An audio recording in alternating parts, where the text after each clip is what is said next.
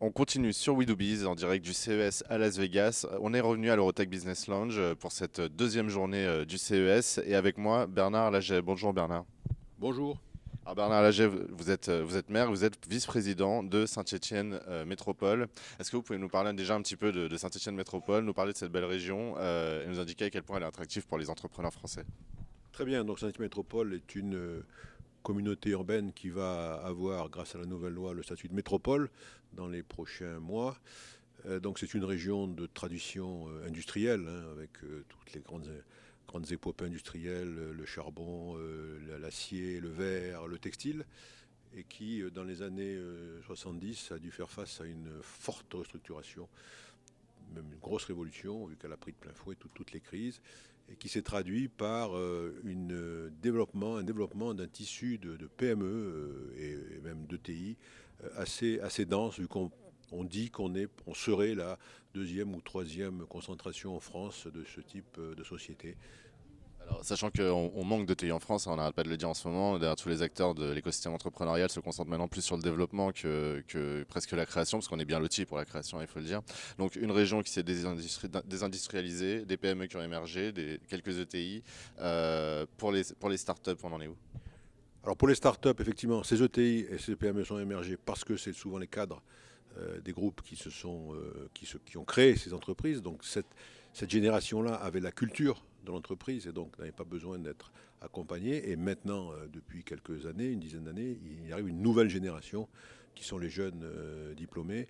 Et là, effectivement, on a mis en place, comme d'autres d'ailleurs, toute une batterie de moyens, que ce sont les incubateurs, les accélérateurs et les pépinières d'entreprise. Voilà, de manière à pouvoir accélérer le développement de ces startups. Alors vous avez un badge French Tech, à quel point c'est dynamique à Saint-Étienne Développement? Eh ben, je pense que French Tech, ça permet d'abord de labelliser quelque chose, paradoxalement, comme souvent en France, de se faire reconnaître dans son propre territoire, hein, parce que c'est les autres qui l'ont dit, donc on est reconnu dans son territoire.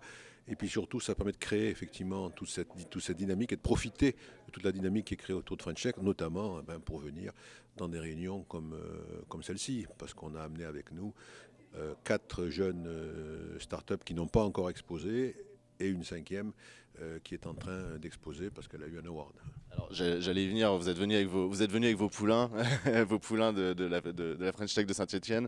Présentez-les nous, parlez-nous un peu de ces startups, qu'est-ce qu'elles font, qui elles rencontrent, qu'est-ce que ça leur apporte ce CES à Las Vegas? C'est 4 startups qui travaillent dans un ordre qui n'a aucune préférence de ma part, donc dans les drones, dans fabrication de semelles adaptées, mini-tablettes de jeu, et puis le troisième, oui, scannerisation 3D. Voilà. Donc on voit bien qu'elles sont dans un domaine où on est à la fois dans la fabrication et dans le service. Et donc ces entreprises-là, qui certaines vendent déjà sur le marché américain, par les circuits, on va dire, Internet, ont besoin de structurer leurs relations avec les clients nord-américains, trouver des partenaires éventuellement, voire trouver des investisseurs pour se développer. Est-ce que vous sentez des tendances particulières à Saint-Étienne? Si demain une startup devait se poser la question de s'établir dans une région de France, pourquoi Saint-Étienne Métropole? Est-ce qu'il y a des secteurs particuliers? Est-ce que vous êtes bon sur certains univers? Ou est-ce que finalement vous êtes assez pluridisciplinaire? Alors je crois d'abord à Saint-Étienne, on a le design. C'est là-dessus qu'on a été labellisé French Tech, hein, sur le design tech. C'est l'alliance du design numérique qui serait un peu long développé ici, mais qui donne quand même beaucoup d'applications pour les activités nouvelles. Donc ça, c'est le premier point.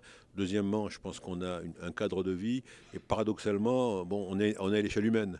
Donc je veux dire qu'une start-up qui veut s'installer, une entreprise qui voudrait s'installer à Saint-Étienne peut bénéficier aussi d'un enseignement supérieur de qualité, parce qu'on est effectivement une université dans le cadre du futur IDEX, mais on a aussi l'école des mines Saint-Étienne qui est l'ancrage de l'Institut Mines Télécom, et une école d'art et design qui est dans le cadre du réseau UNESCO, qui a aussi un rayonnement international. Donc il y a le contexte, j'allais dire, la matière grise. Il y a une tradition quand même à Saint-Étienne d'entreprise, de travailleurs en entreprise et vraiment de professionnels. Donc on peut trouver des salariés compétents, hein. Moi j'ai le cas par exemple sur ma commune d'une entreprise qui avait été rachetée par un un Parisien. Tout le monde disait mais tout va partir à Paris.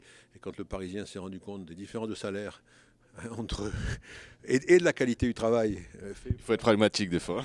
Et la qualité du travail, et ben c'est l'inverse qui s'est passé. C'est-à-dire ce qui était à Asnières est venu. Et voilà. Donc tout ça fait que.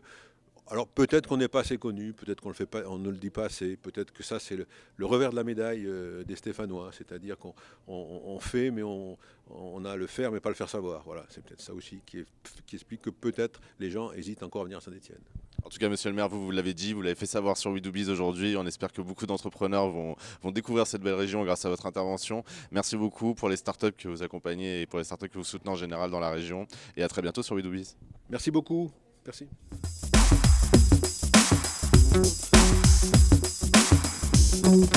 Thank you.